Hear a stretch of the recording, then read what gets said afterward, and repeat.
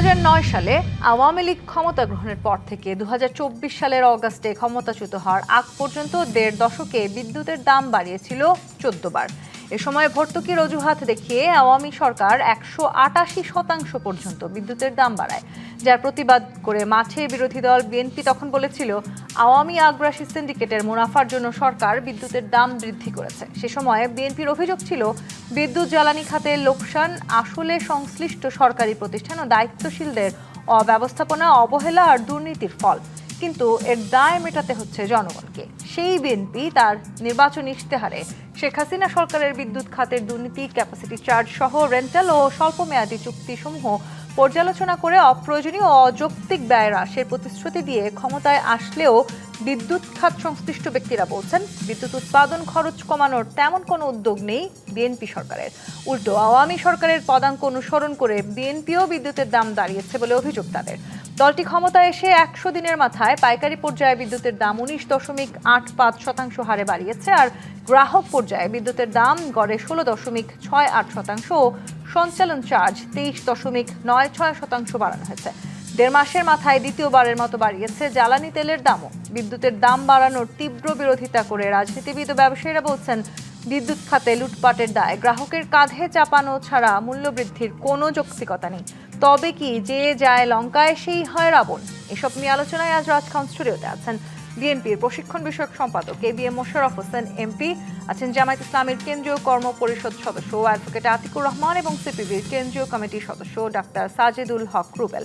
স্বাগত জানাচ্ছি আজকের রাজকাহনে। ডাক্তার সাজেদুল হক রুবেল, যেই সংখ্যাটি আমি বললাম, যে পরিমাণ বিদ্যুতের মূল্য বৃদ্ধি করা হয়েছে, অর্থাৎ আমি যদি বলি ইউনিটে পাইকারিতে ১ টাকা ৩৯ পয়সা, খুচরায় ১ টাকা ৫২ পয়সা, কিংবা যদি আমি শতাংশের হিসাবেও বলি, একেবারে সাধারণ একজন গ্রাহক হিসেবে ঠিক যেই বিলটি আমি হয়তো গত মাসে ১০০ টাকা দিয়েছি, এবারে সেই বিলটি দিতে হলে আমাকে গুনতে হবে ১১৬ টাকা। এই যে হঠাৎ করে মূল্য বৃদ্ধি করা হয়ে গেল, এবং যেটি আজকে আমরা শুনলাম যে সময়টাতে মূল্য বৃদ্ধি হলো, বিআরসির পক্ষ থেকে যেটি বলা হয়েছে তারা আসলে জনগণের অর্থনৈতিকভাবে কতখানি চাপ পড়বে সেটি নিয়ে খুব একটা গবেষণা তারা করার সুযোগ পান নাই বা গবেষণা করেন নাই।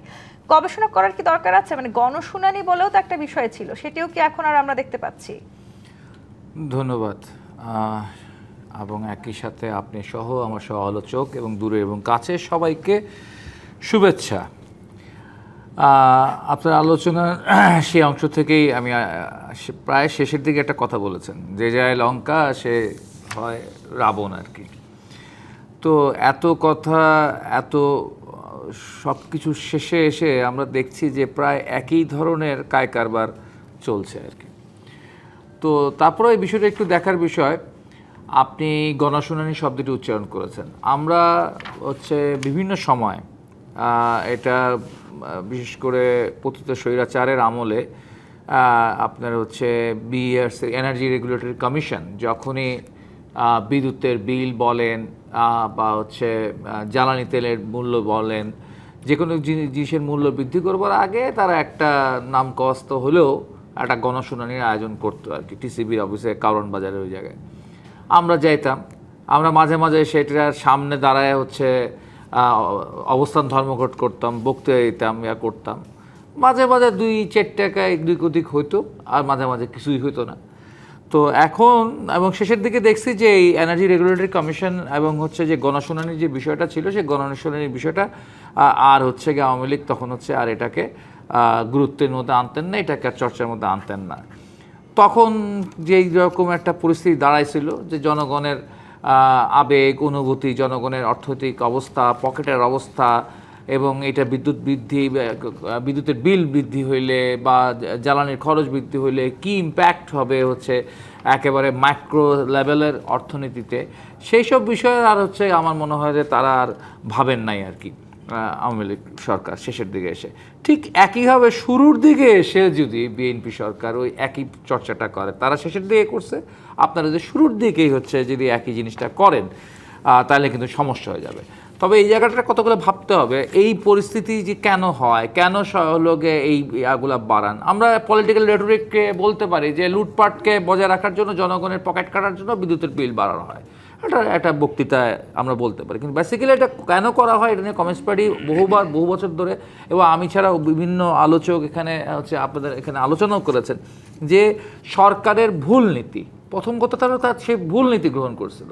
বিগত সরকার মানে হচ্ছে সেই স্বৈরাচারী সরকার ভুল নীতি গ্রহণ করছিল এবং ভুল নীতির সাথে যুক্ত হয়েছিল তার দুর্নীতি। তো আপনাকে প্রথমত দুর্নীতি তো থেকে বেড়ে আসতে হবে আপনাকে, কিন্তু তার আগে যেটা আপনাকে সংশোধন করা দরকার ছিল সেটা হচ্ছে বিদ্যুৎ ক্ষেত্রে আপনার হচ্ছে কতগুলো ভুল নীতির জায়গা রয়ে গেছে আর কি। নানা মানুষের প্রশ্ন আছে, অনেকে দুষ্টামি করে পড়ে, ভাই কারেন্ট কি হচ্ছে মধ্যপ্রাচ্যে তৈরি হয়, সেখান থেকেই কারেন্ট এখানে সাপ্লাই হয়? না, মধ্যপ্রাচ্যে কারেন্ট তৈরি হয় না, কিন্তু আমার দেশে এখন বিদ্যুৎ উৎপাদনের একটা বড় অংশ, এটার প্রায় হচ্ছে মানে 90% উপরের অংশ এখন উৎপাদিত হচ্ছে আপনার জ্বালানি তেল থেকে আর কি। ফলে জ্বালানি তেলের উপর যে নির্ভরতা, এবং এইটার মধ্যে দিয়ে যে রেন্টাল করেছেন আপনি, কুইক রেন্টাল করেছেন এবং করেছেন এমন শর্তে হচ্ছে আওয়ামী লীগ এটা করছিল যে দেখা গেছে যে আপনার হলো সে উৎপাদন করবে, এবং অনেক সময় কিন্তু আমাদের চাহিদার চেয়েও অনেক বেশি উৎপাদন আওয়ামী লীগ সরকার আমলে বিভিন্ন সময় হয়েছিল, কিন্তু সেগুলো আবার আমাদের জন্য হলো মানে বিস্ফোরা হয়ে গেছিলো। কীভাবে বিস্ফোরা হয়ে গেছিলো? যে আমরা ওই বিদ্যুৎ কাজে লাগাতে পারবো না, কিন্তু আমাদের সরকারকে, রাষ্ট্রকে ওই কোম্পানিগুলোকে টাকা দিতে হবে, কারণ তারা তো তেল পুরায় বিদ্যুৎ উৎপাদন করছে। এখন আপনি ন্যাশনাল গ্রিডে নিতে পারছেন কি ন্যাশনাল গ্রিডে নিতে পারতেছেন না, এটা আপনার ব্যাপার। হ্যাঁ, আপনি এটা কাজে লাগাতে পারছেন, কিন্তু আমি তো উৎপাদন করে ফেলছি, ফলে আমাকে টাকা দিতে হবে, এরকম একটা ব্যাপার ছিল। আর এই জায়গাটায় এন্ট্রিম গভর্নমেন্টের একটা ভূমিকা আছে আজকের এই বিদ্যুৎ বিল বৃদ্ধি করার জন্য। সেটা হচ্ছে যে এই যে পাওনা টাকা প্রতি বছর যে সরকার পরিশোধ করতো, এন্ট্রিম গভর্নমেন্ট হচ্ছে তো অনেক জায়গায় খরচ খুব মানে কমায় নিয়ে আসছিল, যেমন হামের টিকার ক্ষেত্রে খরচ কমায় নিয়ে আসছিল, তেমনি ভাবে তারা এই বিদ্যুতের বিলটা ওই যে কোম্পানিগুলো যে বিলের যেগুলো আছে সেখানে একটা বিরাট এখানে একটু আমি বলি, এই জায়গাটিতে এটাও বলার সুযোগ থাকলো তাহলে আওয়ামী লীগের বোঝা আসলে বিএনপির কাঁধে এসে চাপলো কিনা। যদি তাই হয় তাহলে আসলে এই মুহূর্তে বিদ্যুতের দাম বাড়ানো ছাড়া বিএনপির সামনে আর কোনো পথ খোলা ছিল কিনা? অ্যাডভোকেট আতিকুর রহমান, আপনারা বিদ্যুতের দাম বৃদ্ধির প্রতিবাদে আগামীকাল সারা দেশে জামায়াত ইসলামী বিক্ষোভ ডেকেছে, একটু জানতে চাই যে আসলে বিক্ষোভ ডাকার মধ্য দিয়ে কি আপনারা বিদ্যুতের যে মূল্য বৃদ্ধি করার যে সিদ্ধান্ত সেখানে পরিবর্তন আনতে পারবেন বলে মনে করেন?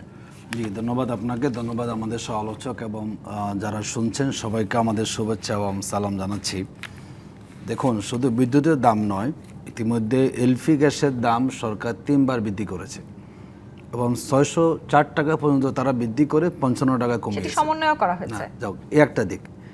জ্বালানি তেলের মূল্য বৃদ্ধি তারা 2 বার করিয়েছে, খুব 1 মাসের মধ্যে বার। তারা বলেছে তারা সহসা করবে না, তারা সেখান থেকে সরে এসে আবার বৃদ্ধি করেছে। 23শে ফেব্রুয়ারি 2026 তারিখে বলা হয়েছে যে আগামী 2 বছর বিদ্যুতের দাম বাড়াবে না সরকার, এটা সরকারের কিন্তু কমিটমেন্ট ছিল। সেই জায়গায় আমরা দেখলাম রাতের অন্ধকারে তারা এসে এটাকে বাড়িয়ে দিয়েছেন। আসলে একটা সরকারকে জনগণের প্রত্যাশা কী থাকে?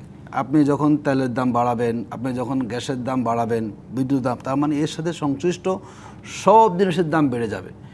এখন পর্যন্ত কিন্তু এই সরকার ক্ষমতায় প্রায় 4 মাস হয়েছে, আমাদের দ্রব্যমূল্য কিন্তু নিয়ন্ত্রণে এখনও আসেনি, সব কিছু ক্রমাগত বেড়েই চলছে। এখন সরকারের দায়িত্ব কী?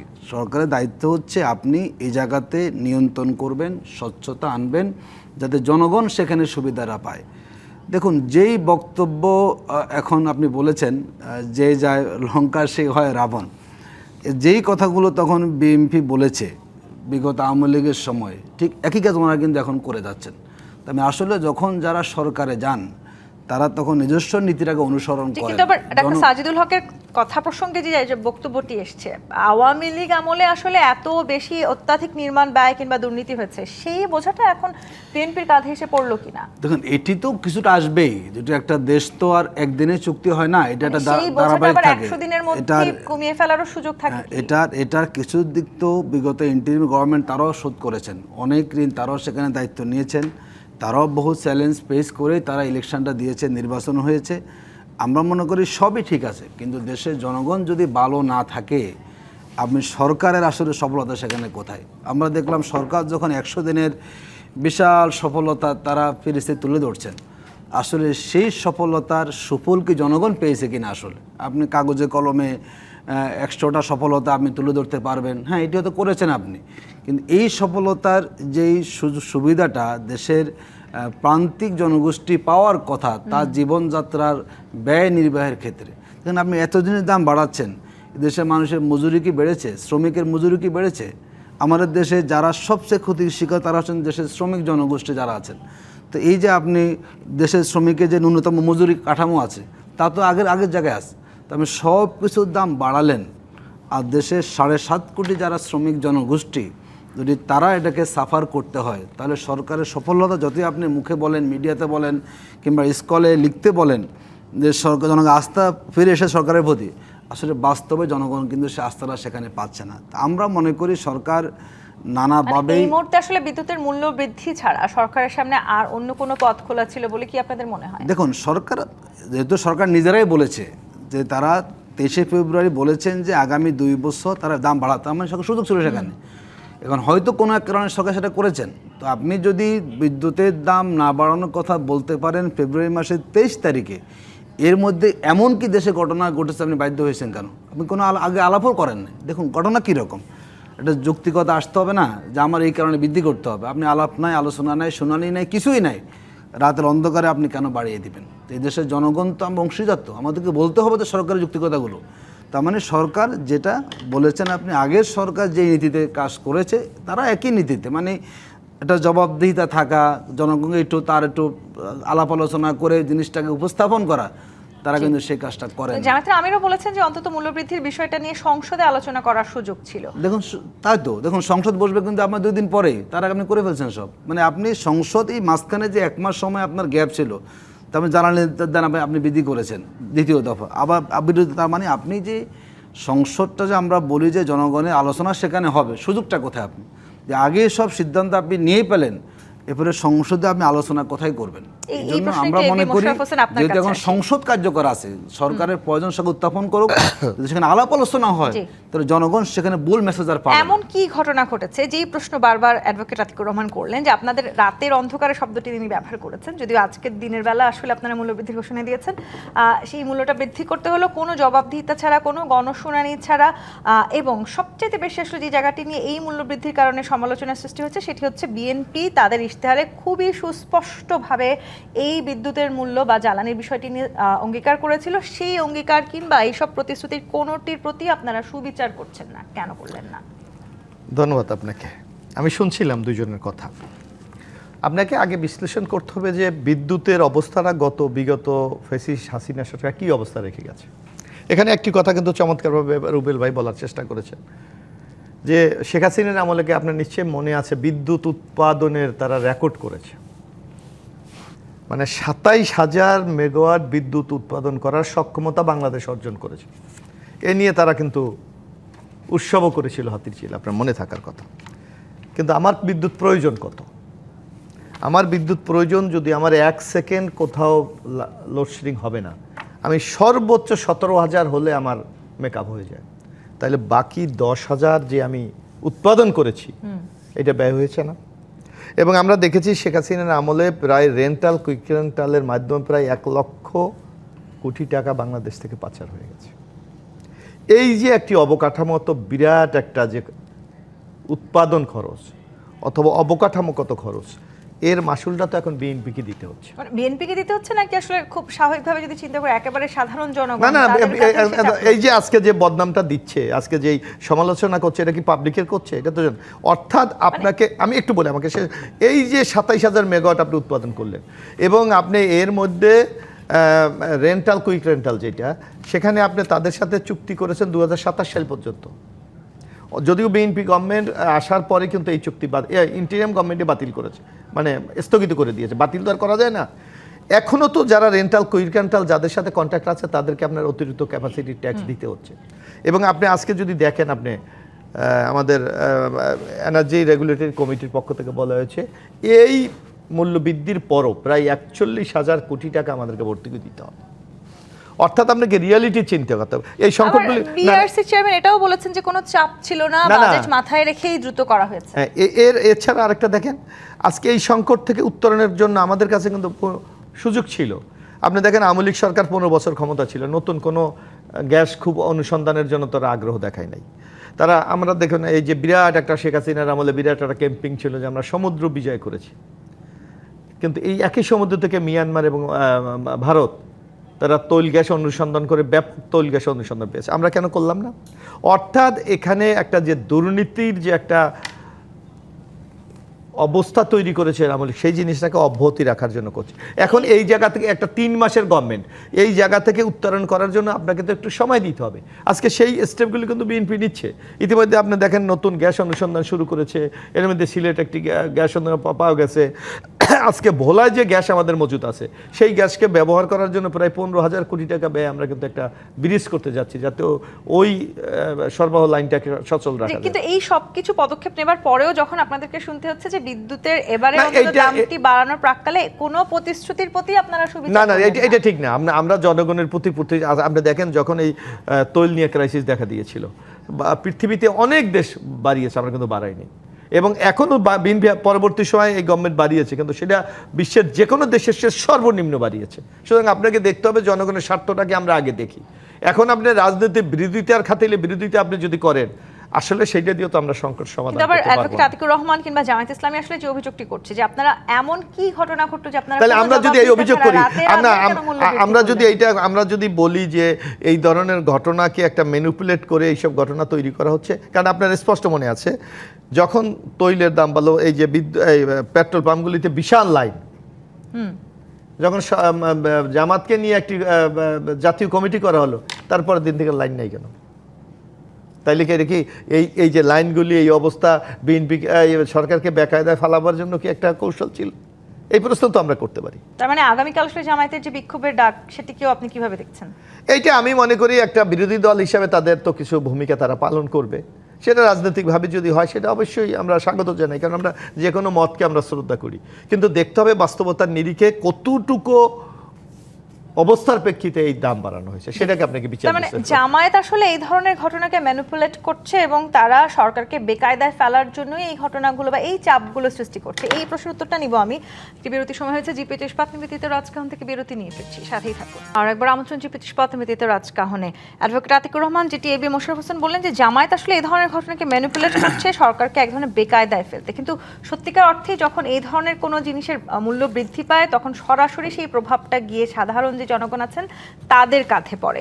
এবং যেটা আমরা আসলে দেখলাম, বিইআরসি চেয়ারম্যান যেটি বলেছেন, তিনি আসলে বুঝতে পারছেন যে বিদ্যুতের দাম বেড়েছে, সেটার একটা মানুষের ব্যয় বাড়বে, তবে অর্থনৈতিক মূল্যায়ন করা হয়নি। এরকম একটা বড় সিদ্ধান্ত অর্থনৈতিক মূল্যায়ন না করেই নেওয়াটাকেই বা আপনি কিভাবে দেখছেন?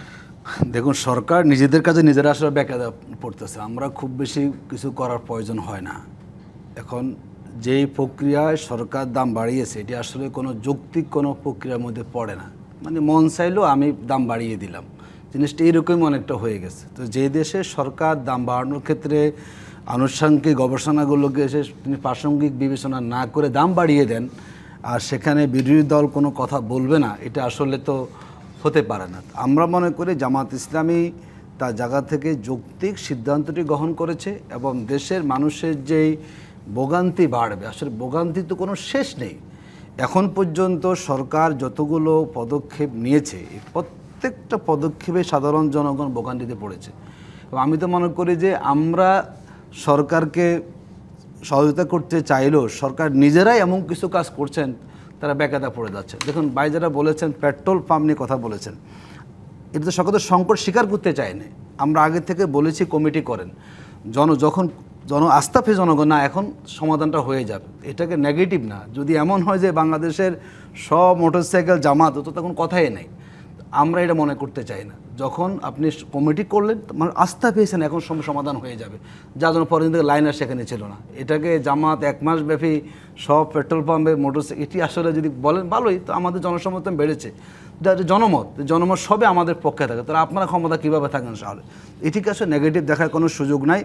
দ্বিতীয় হচ্ছে, আমাদের দায়িত্ব হচ্ছে জনসম্পৃক্ত কর্মসূচি গ্রহণ করা, জনমত গঠন করা। আমরা মনে করি এখন পর্যন্ত সরকারের সবগুলো পদক্ষেপ যেগুলো জনবান্ধব নীতির পরিপন্থী হয়েছে, সব জায়গায় জামাত ইসলামী কথা বলেছে এবং কথা বলে যাবে। দেখুন, সরকার ইচ্ছা করে মনে হচ্ছে, দেখুন দেশের অর্থনৈতিক সেক্টরটা ভঙ্গুর অবস্থানে আছে। বিশেষ করে ধরুন ব্যাংকিং সেক্টরটা বিগত সময় তো মানে পুরো শেষ করে দেওয়া হয়েছে, এবং সরকারের সহযোগিতায় বাংলাদেশে বড় একটা মাফিয়া গ্রুপ, যাদেরকে বলে এস আলম গ্রুপ, তারা সব ব্যাংক দেউলিয়া করে ফেলেছে। দেখুন, সরকার এখনও যেই কাজ করতে আওয়ামী লীগ সময় নিয়েছে 8 থেকে 10 বছর ব্যাংকিং খাতকে দেউলিয়া করার জন্য।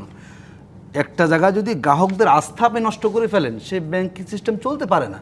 আমরা মনে করি দেশের অর্থনৈতিক ব্যবস্থাকে ভঙ্গুর করে দেওয়ার জন্য, এবং এটাকে কফিনের শেষ পেরেক তারা ঢুকিয়েছে একজন বিতর্কিত এবং যার সময়ে রাতের অন্ধকারে ডিজিএফআইয়ের মধ্যে দিয়ে এস আলম ইসলামী ব্যাংকগুলো দখল করেছিল, সেই ব্যক্তি যখন এসে, যেই ব্যক্তিকে ব্যাংক কর্মকর্তা তাড়িয়ে দিয়েছিল ফ্যাসিবাদের দোসর হিসাবে, তাকে যখন আপনি দেশের শীর্ষস্থানীয় ব্যাংকের চেয়ারম্যান পদে বসান, তখন মনে হয় আসলে সরকার নিজেরাই নিজেদের কাজে তারা গর্ত খুঁড়ে ফেলছেন। কেন এই কাজটা আপনি করবেন?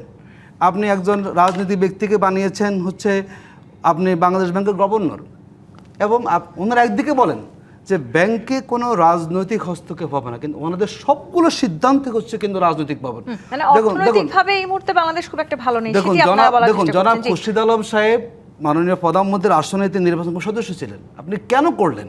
একটা দেশে 2-2.5 কোটি গ্রাহক যে আস্থা নিয়ে ব্যাংকে তারা আমানত রেখেছে, কোন স্বার্থে, কিসের কারণে আবার এস আলমকে আপনি কেন আনছেন?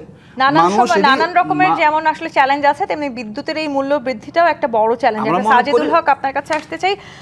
বিদ্যুতের সিস্টেম লস নিয়ে একটা লম্বা সময় আমরা একটা আলোচনা শুনেছি, যদিও বিদ্যুৎ জ্বালানি খনিজ সম্পদ মন্ত্রী বলেছেন বিদ্যুৎ খাতে সিস্টেম লস কমানো এবং বিদ্যুতের ট্যারিফ স্থিতিশীল রাখতে বেশ কিছু পদক্ষেপ এই সরকার নিয়েছে।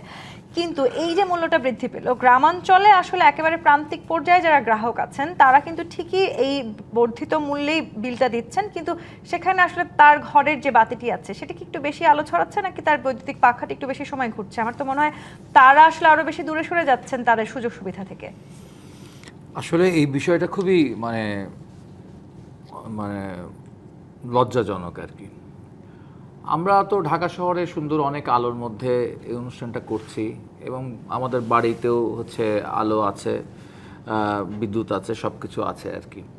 কিন্তু এখন গ্রামে, প্রত্যন্ত অঞ্চলে, ওখানে মানুষের সাথে কথা বললে যেটা আমরা জানতে পারি সেটা হচ্ছে এরকম যে হ্যাঁ, মাঝে মাঝে বিদ্যুৎ আসে, মাঝে মাঝে কারেন্ট থাকে আর কি। অর্থাৎ বিদ্যুতের যে চাহিদা পূরণের যে ব্যাপারটা, সেটা হচ্ছে মোটামুটি শহর অঞ্চলগুলোতে, ভিআইপি অঞ্চলগুলোতে এবং কত ক্ষেত্রে শিল্পাঞ্চলগুলোতেও হচ্ছে মোটামুটি এনশিওর করা যায়। কিন্তু হচ্ছে গিয়ে আপনার গ্রামাঞ্চলে এবং বিশেষ করে যেখানে কৃষির সেচ ব্যবস্থা যেখানে নির্ভর করে, মাঝখানে আমরা একটা দীর্ঘ শুকনা মৌসুম পার করলাম, যেখানে আছে আপনার এই বিদ্যুতের উপর নির্ভর করে সেচ যন্ত্র, সেই জায়গাগুলোতে আমরা খুব হচ্ছে বিপজ্জনক জায়গায় গিয়েছে আর কি। আর এই যে মানে আপনি সুন্দর করে প্রথমে বলেছিলেন যে 100 টাকা যদি আমি বিদ্যুতের বিল দিতাম, আমার হচ্ছে এই মাস থেকে 116 টাকা 68 পয়সা বিদ্যুতের বিল দিতে হচ্ছে আর কি। এটা যেমন হচ্ছে ঢাকা বা আমাদের হচ্ছে গিয়ে মধ্যবিত্ত বা উচ্চবিত্ত মানুষদেরকে যেটুকু এটাকে পোহাইতে হবে, তার চেয়ে খুব কঠিনভাবে পোহাইতে হবে কিন্তু হচ্ছে আপনার হচ্ছে সেই গ্রাম বাংলার যে কৃষক রয়েছেন, রয়েছেন, শ্রমিকদের ক্ষেত্রেও যে এটা বিষয়টা থাকে আর কি।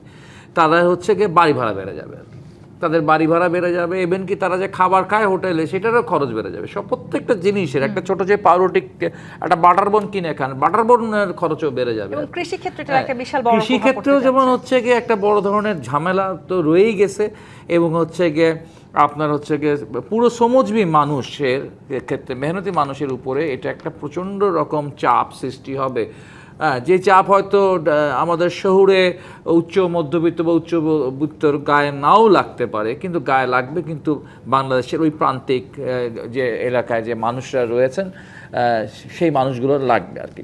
এখন এখানে কথাটা হচ্ছে কি যে আসলে আমরা ঠিক এই মানে নির্বাচন হয়েছে, নির্বাচনের পর একটি 3 মাস বা 4 মাসের একটি সরকার, এই সরকার এবং সেই সরকারকে এমন একটা লেগেসি ফেস করতে হচ্ছে যে যার হচ্ছে মাঝখানে হচ্ছে একটা দীর্ঘ সময় দেশে অগণতান্ত্রিক শাসন চলেছে, স্বৈরাচারী শাসন চলেছে, তারপর আবার মাঝখানে 18 মাস 17 মাস এটা একটা বাফারিং পিরিয়ড থাকতে পারতো, কিন্তু সেটা বাফারিং না হয়ে ওটাও অ্যাসিডিক একটা পিরিয়ড হয়েছে। ওইখানেও ক্ষয় কমে নাই, ওখানেও দেখবেন যে হিসাবগুলো দেখলে, আমি হিসাবগুলো দেখতেছিলাম আর কি, যে ঋণের যে প্রবণতা ছিল আর কি, সেই ঋণের প্রবণতা থেকে হচ্ছে গিয়ে আমরা কমাইতে পারি নাই, আমাদের সেই ঋণের প্রবণতা হলো একই ধরনের রয়ে গেছে। লামসাম আমরা হচ্ছে গিয়ে আমাদের এন্টারিম গভর্নমেন্ট গভর্নমেন্ট সে কিন্তু সময়কালে একটু সাজিদুল শোধ হক বলেন, করেছেন এই আর কি। 100 দিনে বিদ্যুতের মূল্য বৃদ্ধি না করে এটাকে সামঞ্জস্য করার অন্য এইটাকে কোনো সামঞ্জস্য বিকল্প করাটা পদ্ধতি ছিল কি? করার উদ্যোগটা নেওয়া দরকার ছিল, কিন্তু এটা তো অনেক কঠিন। অনেক কঠিন কারণ কি, আপনি যে এখানে একটা ট্র্যাপের মধ্যে আছেন, আপনি বাণিজ্য নিয়ে এবং অর্থনীতি নিয়ে আপনি এক ধরনের স্বাধীনতা হারাইছেন। ইন্টারিম গভর্নমেন্ট আপনাকে হাত পা বাইন্দা ফালাই দিছে নির্বাচনের 3 দিন আগে বাণিজ্য একটা চুক্তি করে দিয়ে, ঠিক আছে, এবং সেই বাণিজ্য চুক্তির রেশ আপনাকে নিতে হবে। তো এখন বিষয়টা আপনাকে একটু করে পেট্রোল এবি কিনতে হবে মোশাররফ অনেক হোসেন, দামে, অন্তর্বর্তীকালীন ডিজেল সরকার কিনতে হবে আপনাদের অনেক হাত দামে। পা বেঁধে ফেলে আপনি দিয়েছে ইচ্ছা করলে রাশিয়ার তেল হচ্ছে গিয়ে আপনি কম দামে কিনতে পারতেন, কিন্তু আপনি কিনতে পারবেন না। বিএনপি সরকারের হাত পা কি তাহলে এই মুহূর্তে বাধা? কারণ যদি একটু পুরনো কথায় ফিরে যাই, আপনার আপনাদের সাথে দলের আমার সিনিয়র মনে হয় যুগ্ম চোখ মহাসচিব নাক বলেছিলেন, মুখও একটু বাধা আর কি। মানে সবকিছু বিএনপিকে পুরো বেঁধে রেখেছে কিনা অন্তর্বর্তী সরকার। আবার যদি একটু পুরনো কথায় ফিরে যাই, একসময় আপনাদের সিনিয়র যুগ্ম মহাসচিবই বলেছিলেন যে সরকারের টাকায় যখনই টান পড়ে তখনই গ্যাস, বিদ্যুৎ, পানির দাম বাড়িয়ে জনগণের পকেট কাটে, জনগণের পকেট শূন্য করার নীতি গ্রহণ করেছে আওয়ামী লীগ। এখন আসলে বিএনপি কি করছে? না, একটা একটা একটা লিগে যে কথাটা রুবেল ভাই বলেছে, একটা লিগাসি তো বিএনপিকে ধারণ করতেই হচ্ছে, উপায় নেই। আওয়ামী লীগের দুর্নীতি, অব্যবস্থাপনা এবং এই যে বিরাট একটা ঋণের বোঝা যে বিএনপির উপর চাপিয়ে, আপনি দেখেন এই বিএনপি এর মধ্যেও কিন্তু অনেক ঋণ শোধ করতে হচ্ছে। শোধ না, এটা ইন্টারন্যাশনাল চুক্তিগুলিতে আপনাকে তো ঋণ শোধ করতে হয় না। আমাদের আকু আছে, আকু থেকে তারা কেটে নিয়ে যায়। সুতরাং আপনি ইচ্ছা করলে শোধ না করার তো আপনার কোনো সুযোগ নাই। কিন্তু সরকারকে তো একদিকে যেমন রাষ্ট্র পরিচালনা করতে হচ্ছে, একটা তার দায়িত্ব, পাশাপাশি জনগণের স্বার্থটাকেও কিন্তু তাকে চিন্তা কিন্তু করতে যে হবে। অভিযোগটি করলেন সাজিদুল হক, মানে অন্তর্বর্তী সরকার আপনাদের হাত পা চোখ না, মুখ সব বেঁধে আপনাদেরকে এখন ফেলে দিয়েছে। এখন তো তারা তো আর জনগণের ভোটে নির্বাচিত হয়নি, তাদের কাছে তো কোনো দায়বদ্ধতা ছিল না, সে জনগণের কাছে তাদের কোনো কমিটমেন্ট ছিল না। কিন্তু আমাদেরকে দুইটা কাজ করতে হয়, একটা ডেইলি আমাদের যেমন সরকার পরিচালনা করতে হয়, পাশাপাশি আমাদের জনগণের ভোগান্তি এবং জনগণের কাছে আমরা যে কমিটমেন্টগুলি করেছিলাম সেই কমিটমেন্টগুলি। আপনারা তো কমিটমেন্ট করেছিলেন যে বিদ্যুতের দাম বাড়বে না। এখন আপনাকে একটা জিনিস দিয়ে তো আপনি সামগ্রিক বিচার করলে হবে না। আপনি দেখেন আমরা নির্বাচনের সময় তো এই বাংলাদেশে কি একটা সময় মব কালচার ছিল, এখন কি আছে? আছে মব কালচার? নাই। এই ভাবাটা তো বিএনপিকে কেউ দিচ্ছে না, এই গভর্নমেন্টকে দিচ্ছে না। আজকে আইন শৃঙ্খলার ব্যাপারে সবাই কথা বলছে, এখন কি কথা বলে? আইন শৃঙ্খলার সেই অবনতি কি এখন আছে? আর নাই। তারপর বিএনপি নির্বাচনে বেশ কিছু অঙ্গীকার করেছিল। আজকে আপনি দেখেন এত প্রতিকূলতার মধ্যেও সেই অঙ্গীকারগুলি, কমিটমেন্টগুলি আমরা কিন্তু পূরণ করে চলেছি। আজকে দেখেন ফ্যামিলি কার্ড দেওয়া হয়েছে, আজকে ফার্মার্স কার্ড দেওয়া হয়েছে, খাল খনন করা হচ্ছে, গাছ লাগানো হচ্ছে, এই 10,000 টাকা করে কৃষি ঋণ মকুব করে দেওয়া হচ্ছে। সুতরাং এইগুলিকে তো, এই ইতিবাচক দিকগুলো তোকে আপনাকে অ্যাড্রেস করতে হবে। এগুলো যদি আপনি অ্যাড্রেস না করে শুধু এক বিদ্যুৎ, হ্যাঁ এই সংকট হচ্ছে, এটা তো আমরা বলি। আমাদের গভর্নমেন্ট থেকে তো বিদ্যুতের এইভাবে বলা হচ্ছে, জনগণের এই যে কষ্ট হবে এটাকে মাথায় রেখেও তো আমরা করতে বাধ্য হয়েছি। সুতরাং এই নানা সীমাবদ্ধতা রেখে বাংলাদেশের মতো একটি দেশ আপনাকে এর এগিয়ে যেতে হবে। সামগ্রিক প্রভাব তো আসলে সম্পূর্ণ অর্থনীতিতে পড়তে পারে, এটা তো আমরা অস্বীকার করছি না।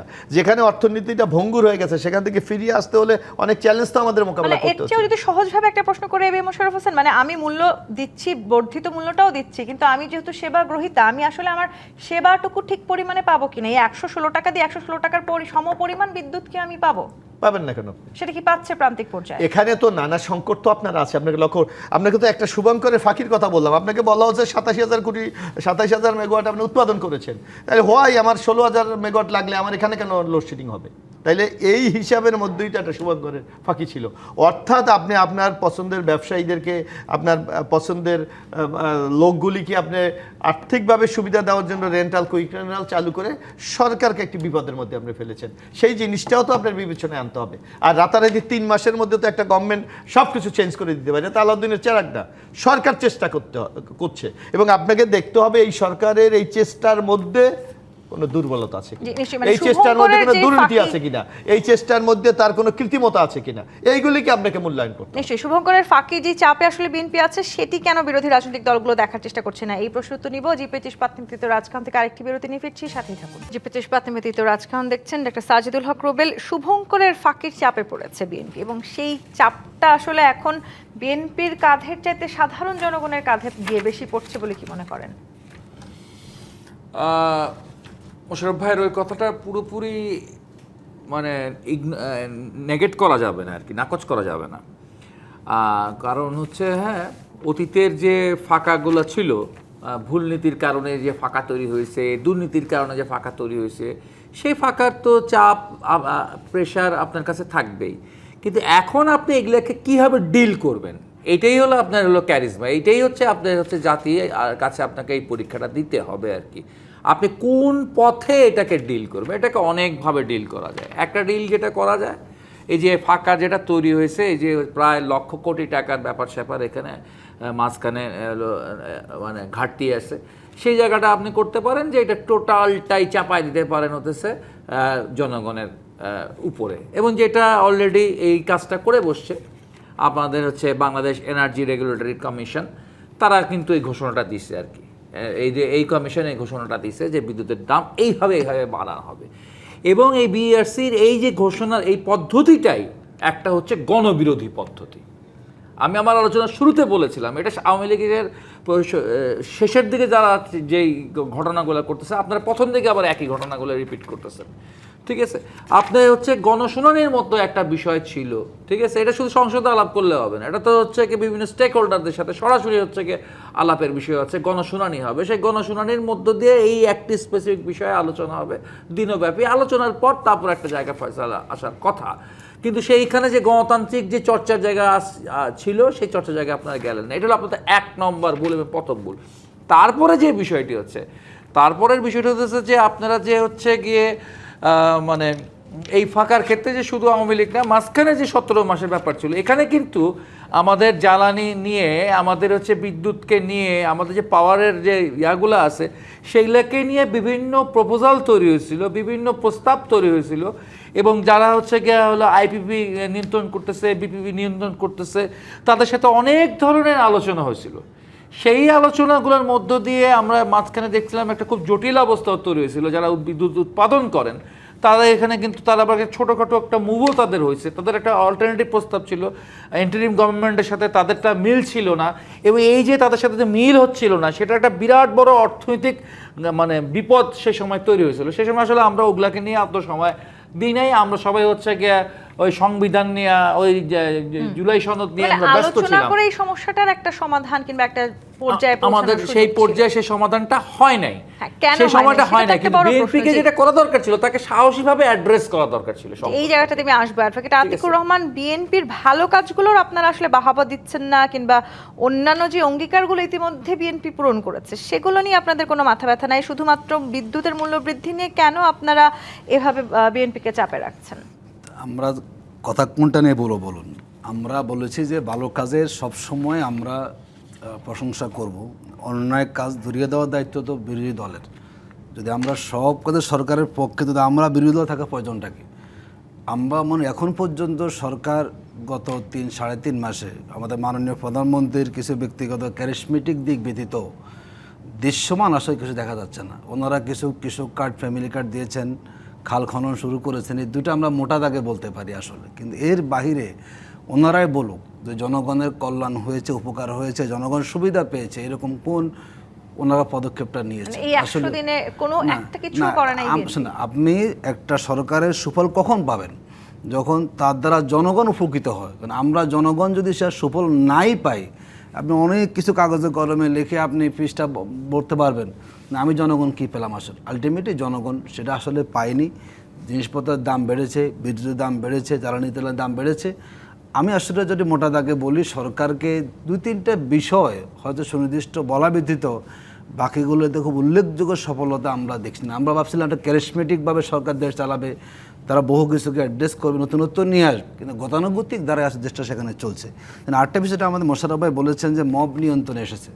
দেখুন, আমাদের 15 এপ্রিল হিউম্যান রাইটস সাপোর্ট সোসাইটির একটা প্রতিবেদনে বলেছে গত মাসে 25টি মব সহিষ্ণুতায় 13 জনের মৃত্যু হয়েছে।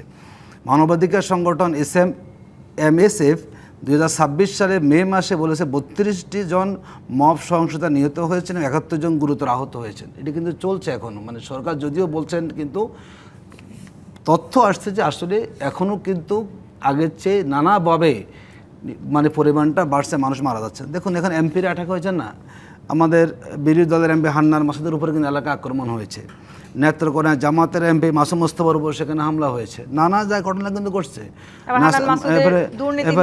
এরপরে নাসিরউদ্দিন পাটোয়ারির উপরে, আপনি দুর্নীতি বিচার করেন, হামলা করবেন কেন? নাসিরউদ্দিন পাটোয়ারির উপরে হামলা হয়েছে, শাহবাগ থানায় সেখানে মব হয়েছে। সুতরাং এখন মুশকিল হচ্ছে যে সরকার এখন যেগুলো মব, ওনারা মব সংজ্ঞায়িত করতে চান না। তার মানে মবের সংজ্ঞার ভিতরেও রাজনীতি আছে, মানে বিরোধী দল করলে হবে মব, আর সরকার দল করলে এটাকে মব বলা হয় না। মানে আপনারাও তাহলে কি সবকিছুতে রাজনীতি খোঁজার চেষ্টা না করছেন? দেখুন, তো আমরা তো রাজনীতি করবো না, রাজনৈতিক তাহলে দলগুলো তো BNP করলে BNP রাজনৈতিক শোনেন, রাজনৈতিক দলগুলোর কাছে তো রাজনীতি করাই, আমরা জনগণের হয়ে কথা বলবো এবং জনগণের ভয়েসটা আমরা রেজ করার চেষ্টা জি, করবো। এবি মোশাররফ হোসেন, এটা তো আমাদের জামায়াতে ইসলামী দায়িত্ব। জনগণের ভয়েসটা রেজ করার চেষ্টা করছে, যে কারণে তারা আগামীকাল বিক্ষোভের ডাক দিয়েছে। আপনি মানে যেটি বলা হচ্ছিল যে আমি প্রশ্ন করা লাগবে না, আমি বুঝেছি কি বলতে চাই। আমি একটু কথা বলি। আমার নিশ্চয়ই এখানে অ্যাডভোকেট আতিকুর রহমান সাহেব অত্যন্ত সচেতন মানুষ, উনি অর্থনীতি বোঝে। এই বিএনপি সরকারটা ক্ষমতা নিয়েছে কবে? মার্চ মাসে। অর্থাৎ এই সরকার কিন্তু নিজস্ব কোনো বাজেট পায় নাই। ফেব্রুয়ারিতে 17 ফেব্রুয়ারি 17 ফেব্রুয়ারি বাজেট টাকার ডক্টর ইউনূস সরকারের করা বাজেট। এবং আমরা যখন বিভিন্ন জায়গায়, আমরা তো এমপি হিসেবে নানা কাজের জন্য নানা ক্ষেত্রে যেতে হচ্ছে, আমরা দেখলাম যে একটা মন্ত্রণালয়ে তো বাজেট আছে 50,000 কোটি টাকা, সেখানে দেখলাম ইউনূসে খরচ করে গেছে 60,000 কোটি টাকা। তাহলে এই সরকার চলবেটা কীভাবে? এই সংকট তো এই সরকারের মধ্যে আছে। আপনি আগামী 7 তারিখ বাজেট অধিবেশন শুরু হচ্ছে, এই সরকারের বাজেট দেখেন, আগামী দিনের সরকার কিভাবে রাষ্ট্রটাকে পরিচালনা করতে চায় তার সে ডিজাইনটা দেখেন, তারপর আপনি সমালোচনা করেন। এখন উনি যে কথাটি বলেছে, উনি কয়েকজন এমপির কথা বলেছে, ওনাদের একজন নেত্রকোনার এক এমপি, উনি রাস্তা দিয়ে যাচ্ছে, একদল দুর্বৃত্ত তার উপর হামলা করেছে। এখন আপনি দেখেন সরকার কি ব্যবস্থা গ্রহণ করেছে। তাৎক্ষণিক ওখানে যারা যারা মামলা নিয়েছে, ওখানে যারা যারা এই ঘটনার সাথে সংশ্লিষ্ট প্রমাণ পাইয়ে তাদেরকে গ্রেপ্তার করেছে। হান্নান মাসুদ যে কর্মকাণ্ড করে, তো বরং তার তো এখন বাইরে না থেকে জেলে থাকা উচিত। প্রতিদিন তার কথাবার্তায়, আচার আচরণ, ন্যূনতম একটা সুস্থ মস্তিষ্কের মানুষ কিনা এটা আপনি চিন্তা করেন। তাইলে বাংলাদেশের প্রায় এখন তো 348 জন এমপি, কই কার উপর তো হামলা হয় না, ওনার উপর হয় কেন? কারণ উনি এমন অবাস্তব, অশালীন, মানে সভ্যতা বিবর্জিত কথা বলে, যার জন্য যে কোনো মানুষের মধ্যে তো একটা ক্ষোভ, একটা বিক্ষোভ জন্ম নিতে পারে, যার ফলাফল ওনাকে দিয়ে যদি আপনি মূল্যায়ন করলে হবে না। আপনি হান্নান মাসুদের কথা বলেছেন, আপনিও দেখেন যে এলাকায় কি কাজ করে। তো সুতরাং এইগুলিকে একটা বিচ্ছিন্ন ঘটনাকে যদি আপনি এক জায়গায় এনে বলতেছেন এইটাই স্বাভাবিক প্রক্রিয়া, এইটা এই রাজনীতির বাইরে আবার যদি বলি, ক্যাবের জ্বালানি উপদেষ্টা বলেছেন যে এই জ্বালানি বা বিদ্যুতের মূল্যবৃদ্ধি অনিয়ন্ত্রিত হয়ে পরিস্থিতি নাজুকের দিকে চলে যাচ্ছে। সেটি আসলে বিএনপি কিভাবে তাহলে নিয়ন্ত্রণ? না, এখানে আপনি দেখেন, যদি একটা গভর্নমেন্ট, এই গভর্নমেন্ট তো এখনো ইনকাম শুরু করতে পারে, এই মানে তার যে কর্মপরিকল্পনা বাস্তবায়ন করতে পারেনি, এখন বাজেটের পর শুরু করবে। কিন্তু আমার দেশটা তো পরিচালনা করতে হবে, সেখানে আমার অর্থ দরকার, সেখানে আমার বিভিন্ন প্রকল্প বাস্তবায়ন করা দরকার, সেখানে গভর্নমেন্টের যে ডিমান্ডগুলি আছে সেই ডিমান্ডগুলি ফুল আপ করা, তো সেখানে ঠিক একটা ব্যাপার তো আছে। মানে জনগণ একটু স্বস্তি নিঃশ্বাস নিতে পারবে কিনা সেই প্রত্যাশা অবশ্যই নিবে, কারণ আপনি দেখবেন জনগণ যেই আস্থা রেখে বিএনপিকে 2/3 মেজরিটি দিয়ে সংসদে পাঠিয়েছে, তাহলে আপনি কি মনে করেন জনগণের মাথায় কি কিছু নেই? আমরা একাই বুঝি। দেখেন জনগণের যে আস্থা রেখে বিএনপিকে ক্ষমতায় দিয়েছে, আগামী যে দেখেন সেই জনগণের প্রত্যাশা কিভাবে। বিদায় নিচ্ছি। জি 25 রাজকাহন থেকে ফিরবো আগামী রবিবার রাত 10টায় নতুন রাজকাহন নিয়ে।